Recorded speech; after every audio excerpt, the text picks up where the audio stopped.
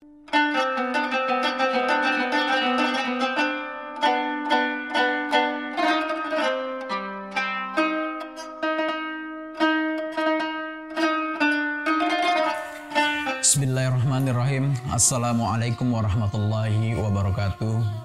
Alhamdulillahirabbil alamin, nasta'in wa nastaghfir wa na'udzu billahi min syururi anfusina wa min sayyiati a'malina. Mahdihillahu fala mudhillalah wa may yudlilhu fala hadiyalah. Asyhadu an la ilaha illallah wa asyhadu anna Muhammadan abduhu wa rasuluhu. Qala Allah ta'ala fil Qur'anil Karim, a'udzu billahi minasyaitonir rajim. Bismillahirrahmanirrahim. Tabarakalladzi biyadihil mulk wa huwa ala kulli syai'in qadir. Alladzi khalaqal mauta wal hayata liyabluwakum ayyukum ahsanu amala. Wa huwal azizul ghafur. Shadaqallahul adzim. Alhamdulillahirabbil alamin, sahabat karimah yang dirahmati oleh Allah Subhanahu wa taala. Pada kesempatan sore hari ini Bapak ingin mengajak kita semua, diri Bapak pribadi dan kita semuanya untuk kembali mentadabburi ayat suci Al-Quran. Kali ini surah Al-Mulk, ya, surah ke-29 ayat 1 dan 2. Anak-anak sekalian, jadi di dalam surah Al-Mulk ini tadi disampaikan di dalam ayat yang kedua, ya, Allah yang menciptakan kematian, Allah yang menciptakan mati dan hidup, ya, untuk menguji kamu siapa di antara kamu yang lebih baik amalnya.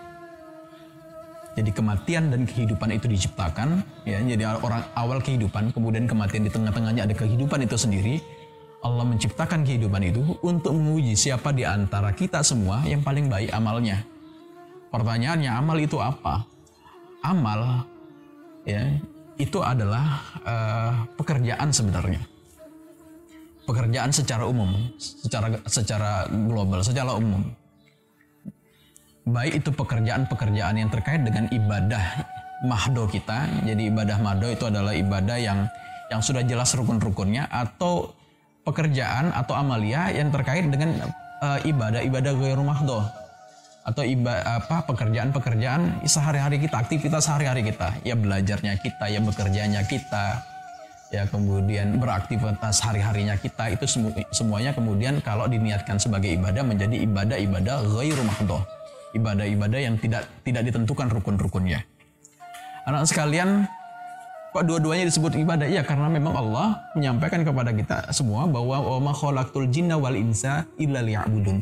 Tidak aku ciptakan jin dan manusia kecuali hanya untuk beribadah kepada Allah. Artinya kehidupan kita sehari-hari ini adalah untuk beribadah kepada Allah. Kembali ke yang tadi, kata amal tadi. Amal yang dicari adalah ahsanu amalah, amal yang paling baik, amal yang berkualitas, kata dosen saya dulu. Amal yang paling berkualitas, amal yang paling bermutu. Kalau orang-orang barat, pakar-pakar manajemen pernah menemukan total quality management misalnya gitu ya, di tahun awal-awal 1900-an misalnya, atau 90-an mungkin. Sebenarnya Nabi sudah menyampaikan ini, total quality management, ya. Bagaimana seharusnya kita memperhatikan mutu terhadap semua aktivitas kita, semua kegiatan kita. Baik tadi kegiatan itu terkait dengan kegiatan ibadah mahdoh maupun kegiatan-kegiatan ghairu mahdoh. Pertanyaannya kemudian, bagaimana syarat amal yang berkualitas? Syarat amal yang berkualitas yang pertama adalah tentu saja ini ada contohnya, ya, dicontohkan oleh Nabi gitu.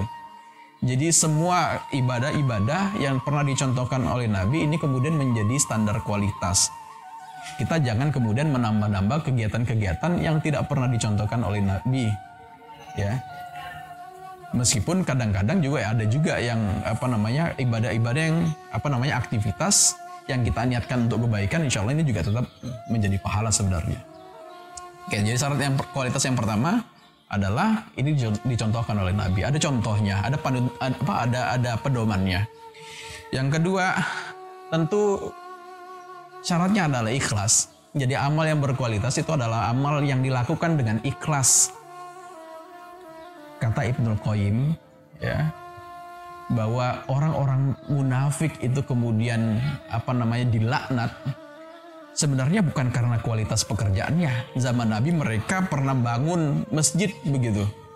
Tapi karena kemudian mereka adalah orang-orang munafik, niatnya bukan untuk kemudian menegakkan agama Allah, tapi dengan niat-niat tertentu, maka kemudian masjid itu dirobohkan karena dia tidak punya kualitas. Ya, jadi kualitas sebuah amal juga ditentukan dari bagaimana kualitas ikhlasnya.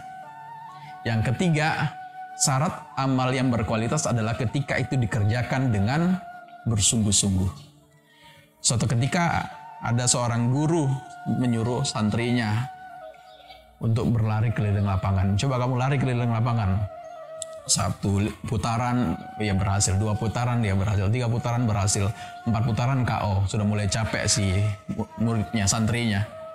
Kemudian melapor ke gurunya, "Guru, saya sudah capek, ini batas usaha yang sudah batas maksimal yang yang bisa saya lakukan." Kata gurunya, "Kamu belum maksimal." Lalu kemudian gurunya mencontohkan, gurunya berlari 1 putaran, 2 putaran, 3 putaran, dan seterusnya sampai kemudian guru itu sempoyongan dan akhirnya pingsan. Setelah bangun kemudian ditanya oleh muridnya, "Guru, kenapa berlari sampai pingsan begitu?" "Saya ingin mengajarkan kepada kamu bahwa inilah amal yang maksimal. Ini yang kemudian disebut dengan titik mustata'tum dalam sebuah usaha. Jadi kalau ada usaha ada titik puncaknya, titik kulminasi, titik di mana ini menjadi titik nadir sebuah perjuangan. Oke, titik nadir, titik akhir dari sebuah usaha. Ini yang kemudian disebut dengan kualitas gitu. Ya. Jadi kalau kita mau amal yang berkualitas adalah amal yang kita lakukan dengan sekuat tenaga sesanggupnya kita. Nah, masalahnya batas kesanggupan orang beda-beda. Ya memang beda-beda dan standar kualitas itu juga akhirnya berbeda-beda. Ya. Saya dengan misalnya anak-anakku sekalian di rumah tentu bisa jadi berbeda. Standar standar usaha kualitasnya. Dan ini biar menjadi zonanya Allah saja. Ini menjadi zonanya Allah saja yang kemudian menentukan kira-kira pahala yang ganjaran pahala apa yang akan kemudian diberikan kepada kita. Sekali lagi anak sekalian, Bapak simpulkan bahwa kehidupan di dunia ini adalah untuk mencari siapa yang paling baik amalnya, kata Allah tadi. Syarat